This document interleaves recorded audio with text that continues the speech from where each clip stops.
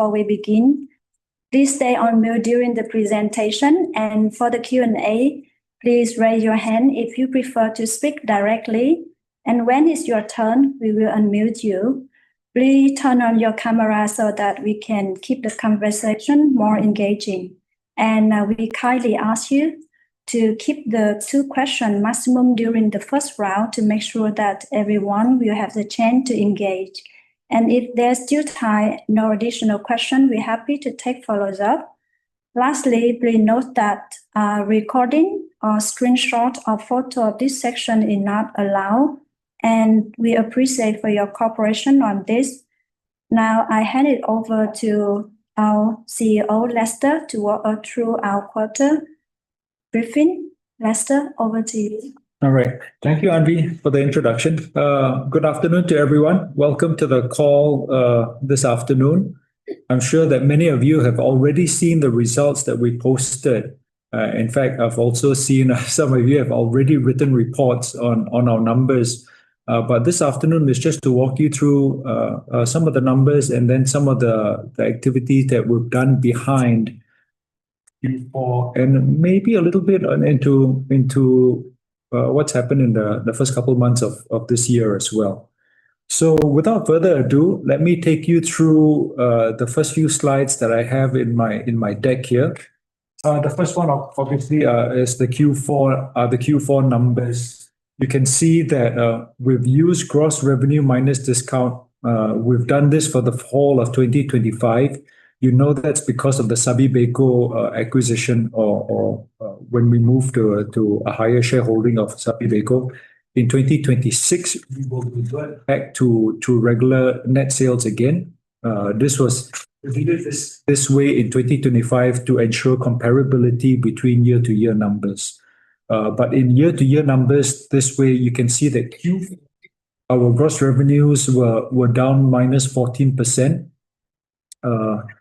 A couple of reasons for that. One was obviously in October, November, the heavy storms that hit the northern and north central part of Vietnam affected us quite deeply. And then in December, volume started to pick up a little bit again, but it was all due to pre-Tet. And I just want to say that a little hard to compare year against year for Tet. I'll show you in a different slide later because of the different timings of Tet and the peaks of the timings. But for all intents and purposes, for Q4 of 2025, gross revenue minus discounts down 14%. And then for the full year, -10%. So this was practically a reflection of the volumes. When you look at on the right-hand side of the chart now, you can see the profit after tax. In Q4, we were up 13%. And then for the full year, up by 2%. So again, this was a function of timing of spend of A&P, but also some efficiencies of spend. What I just want to make clear here is that we haven't cut A&P for the sake of saving money. We are still heavily invested behind our brands, and we will continue to invest in our brands in 2026. At the end of the day, it's not just about saving money, but it's spending and investing into getting better results in the market. So if I go to the next chart showing you the margin picture, you can see that the EBIT margin improved in the fourth quarter, up by 6.3% and 6.3 percentage points. And then for the year, up from 17.8% to 22%. Again, it's a matter of a little bit of timing of spend pre-Tet, as well as when the storms blew through in October and November. We cut back a little bit of spend, just to be more prudent, given the market situation, especially for us in the north, being the market leader, the clear market leader in the north.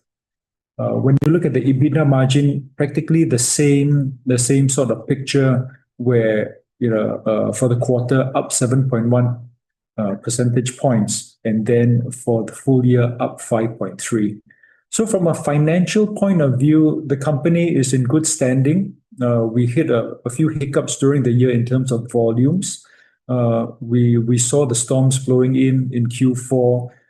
From Q3, we saw some reduction of distribution for us because of the tax issues. Some of our stronghold of Tapuas, the mom and pop stores, and especially in the rural areas,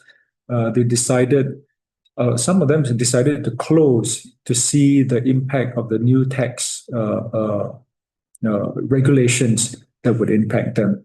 So we lost some distribution there, and obviously we had programs in place to grow distribution again by the end of the second half of the year. But as I talked about investment in our brands and continuing to invest in our brands, I then go to the next slide here to show you about Tet. Looking at the company share situation, you see that Sbeco now, we've lost that number one position, but this is the traditional pre-Tet spike that we see for our competitors. And I was sharing to our board last week that what we've managed to do in 2025 in this run-up to new Tet is that you see the spike from our competitors. We've managed to make the growth, that share spike less flattened. It's been flattened this year. So every year what we try to do is to improve our pre-Tet performance to make sure that our competitors don't get a run on the entire Tet market. So that the spike, what we've managed to do in 2025 is to flatten that spike compared to previous years you see in 2023 and then 2024.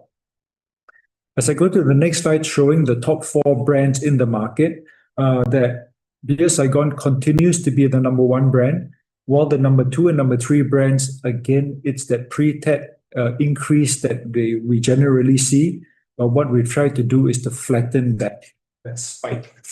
And then this leads me to my next slide to show you about that and what we've done because of how important it is. It is the highest selling season for us. If you look at the bottom left-hand corner there, you can see that there's always a timing difference for Tet. So to go a calendar comparison year on year, it's a little bit misleading sometimes, and as the months are skewed. So what we do is we normally track the 90 days before the start of Tet, before Tet. And you see that from 2021 all the way to last year, 2025, we've managed to close that gap. In the last couple of years, we've closed that gap even further. And in 2026, our goal is to gain even further and to close that gap even more. So you can see that when we started with our pre-Tet activities in Q4 last year, in November, December, we had the objective to increase our market share and to make sure that gap closes year on year. So we do have our action plans in place. They're all